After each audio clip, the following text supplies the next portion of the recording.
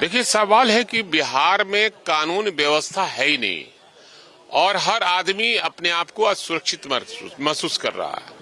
चाहे वो राजनीतिक दल का किसी तरह नेता हो, कार्यकर्ता हो, चाहे वो पत्रकार हो, चाहे वो शिक्षक हो, चाहे वो किसान हो या मजदूर हो, चाहे लड़के हो या लड़की हो, महिलाएं हैं, सब कोई अपने आप को असुरक्षित महसूस कर रहा है। यह बिहार में महाजंगल राज है और एनडीए सरकार जहां कहीं भी है वो आतंक फैलाए हुई है। नहीं, सवाल है, ये सवाल तो पहले भी उठते रहे हैं और बिहार में शराबबंदी कागज पर केवल है और एनडीए के रसूखदार नेता शराब के खेप पर खेप ला रहे हैं। बिहार सरकार से मैं पूछना चाहता हूं कि जब आपकी पुलिस पदाधिकारी बॉर्डर पर है तो आखिर उत्तर प्रदेश से कैसे आ रहा है, झारखंड से कैसे आ रहा है, नेपाल से कैसे आ रहा है?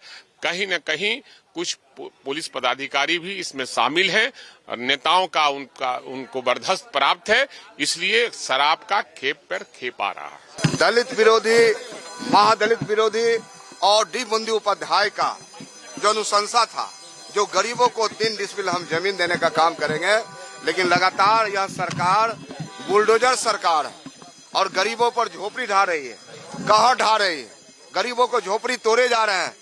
माननीय सर्वोच्च न्यायालय ने कहा था पहले हम बसाएंगे फिर हम हटाएंगे, लेकिन उस कानून का पूरी तरह से उल्लंघन किया जा रहा है और नीतीश कुमार जी चुप्पी साधे हैं और बुलडोजर बाबा बुलडोजर लेके गरीबों को झोपड़ी उजाड़े जा रहे हैं।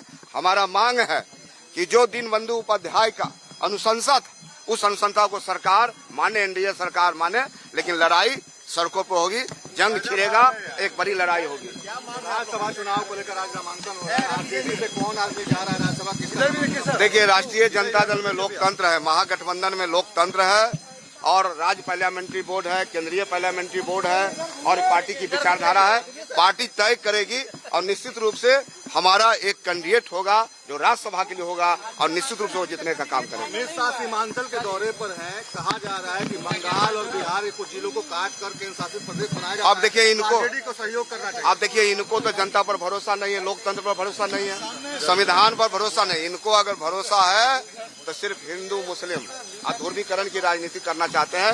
देश से अब ऐसे लोग खदरे जाएंगे और समाजवाद जय होगा, समाजवाद जिंदाबाद रहेगा। भाई, जिसने चैलेंज किया है तो वो कुछ सोच समझ के चैलेंज किए होंगे ना। ये बात बिहार विधानसभा में लाएंगे कि नहीं लाएंगे, लेकिन पटना नगरी में लोग पीते हैं। अच्छा, पीने के लिए बोतल देखना जरूरी है, पीने वाले के चेहरे देखने जरूरी नहीं है। पीने वाले के चेहरे बिहार में आपको झूमते हुए लोग नजर नहीं आते हैं, बीमार मुर्गों की तरह गर्दन हिलाते हुए लोग नजर नहीं आते हैं आपको।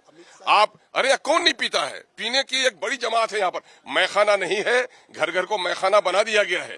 पहले शराब की सप्लाई होती थी मैखाने में, अब शराब की डिलीवरी होती है, होम डिलीवरी हो रही है, इसलिए शराब चल रही है। उससे भी ज्यादा दिक्कत की बात, शर्म की बात और हमारे भविष्य को बर्बाद करने वाली जो बात है वो ये है कि इस वक्त ड्राई ड्रग से हमारे नए बच्चे 18 साल 16 साल के बच्चे बर्बाद हो रहे हैं। आज सरकार कोई भी चिंता नहीं रखती है इन चीजों को रोकने की। सर, एक सवाल है कि शराबबंदी कानून सफल नहीं है और क्या इस कानून को बोल देना चाहिए, समीक्षा होनी चाहिए, क्या होना चाहिए? देखिए, मामला है कहीं पे निगाहें, कहीं पे निशाना है।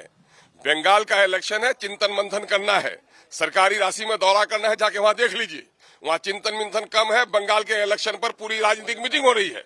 बहरहाल वो गृह मंत्री हैं, इंटरनल सिक्योरिटी उसकी जिम्मेदारी है, आंतरिक सुरक्षा की समीक्षा करना उसका दायित्व है। तो आए हैं तो क्या दिक्कत है? मैं तो कह रहा हूं कि बहुत अच्छा है आप आए हैं। आप किस क्षेत्र में आए हैं अमित शाह जी? मैं समझता हूं पूरे भारत का नहीं, पूरे दुनिया का दौरा किया होगा, लेकिन भारतवर्ष के दरमियान में जो सौहार्द हमारे किशनगंज में है, जो हमारे सीमांचल में है, जो हिंदू मुस्लिम भाईचारगी है और जो देश प्रेम है और जो देशभक्ति है। मेरे देशभक्ति की कोई सर्टिफिकेट पूछेगा? पाकिस्तान अपने वजूद से पहले दिन से 2 टुकड़ा हो गया था, हिंदुस्तान भी 2 टुकड़ा हो जाता भारत। मैं अपने पूर्वजों पर फख्र करता हूं कि मेरे पूर्वजों ने भारत प्रेम का सबूत दिया। वो करवट बदलते तो बांग्लादेश का हिस्सा हो जाते और 7 सिस्टर उधर जो आपका आसाम मणिपुर है, मेघालय, वो अलग हो जाता। भारत को अखंड रखने में मेरे बाप दादा ने रोल अदा किया है। मर के वो इसी मिट्टी में है, हम भी मर के कहीं जाने वाले नहीं है। कौन कहाँ रहेंगे वो तो ईश्वर जाने, लेकिन हमारा और हम पर उंगली उठाएंगे। ये शायर अभी इन लोगों ने किया है। ये शायर में क्या आदमी निकला? तो चूड़ी पहने हुए हैं लोग, बॉर्डर एरिया के लोग इनके, कि बांग्लादेशी, ये सारा उन्मादी बयान भाजपाइयों का मामला है कि गाय टीका टोपी की बात करो, उन्माद में रखो। नौजवान बेरोजगार हो रहे हैं, रुपए की कीमत गिर रही है, शर्म से डूब मरनी चाहिए सरकार को। इन्हीं तमाम तर चीजों को, नाकामी को छुपाने के लिए आपके राज्य की खबरें, आपके शहर की खबरें सबसे पहले जानने के लिए देखते रहें अमर उजाला। चैनल को सब्सक्राइब जरूर कर लें और पाएं हर अपडेट।